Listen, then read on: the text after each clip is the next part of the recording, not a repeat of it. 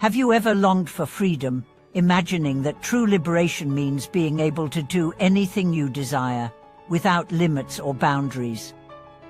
Have you ever questioned whether the so-called freedom you seek might, in fact, be the very thing that holds you captive? Welcome back to the channel. Today, we'll explore two crucial ideas. First, that true freedom does not lie in doing whatever we want, and second, that freedom is not the absence of limitations, but the mastery over our desires and impulses. In the modern world, freedom is often portrayed as the ultimate ideal.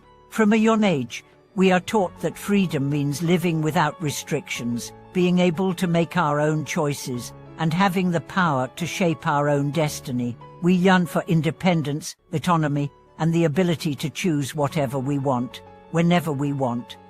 But what if this view of freedom is fundamentally flawed? What if the more we chase this kind of freedom, the more enslaved we become? At first glance, the idea that freedom is not about doing whatever we want might seem counterintuitive. After all, don't we define freedom as the absence of restrictions? Isn't the ability to act without constraint the very essence of being free? However, if we take a deeper look, we might realize that this kind of a freedom is not true freedom at all.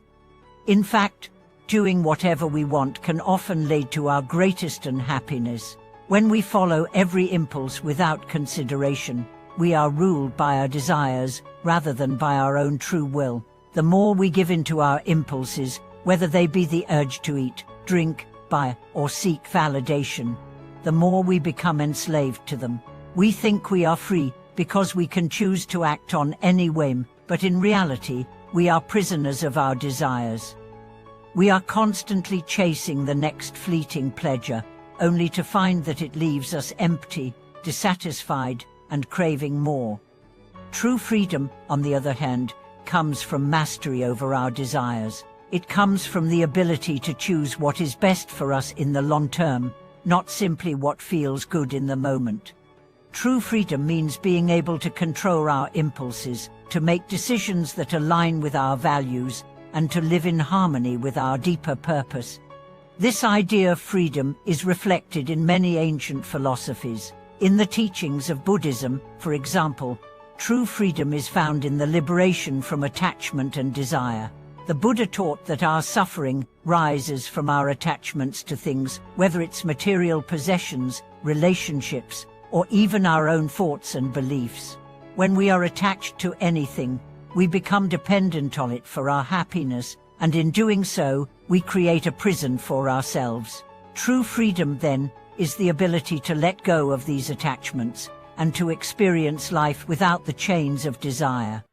Similarly, in Stoic philosophy, freedom is not about being free to do whatever we want, but about gaining control over our reactions and responses to external events. The Stoics believed that we cannot control what happens in the world, but we can control how we respond to it.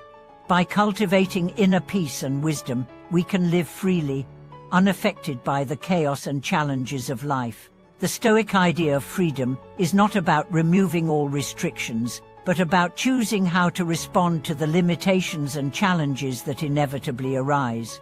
In both of these traditions, the concept of freedom is rooted in self-mastery and inner peace. True freedom is not the ability to act without limitation, but the ability to choose wisely and live in accordance with our highest ideals. It is the freedom to choose our responses, to live in alignment with our deepest values, and to act with integrity and purpose.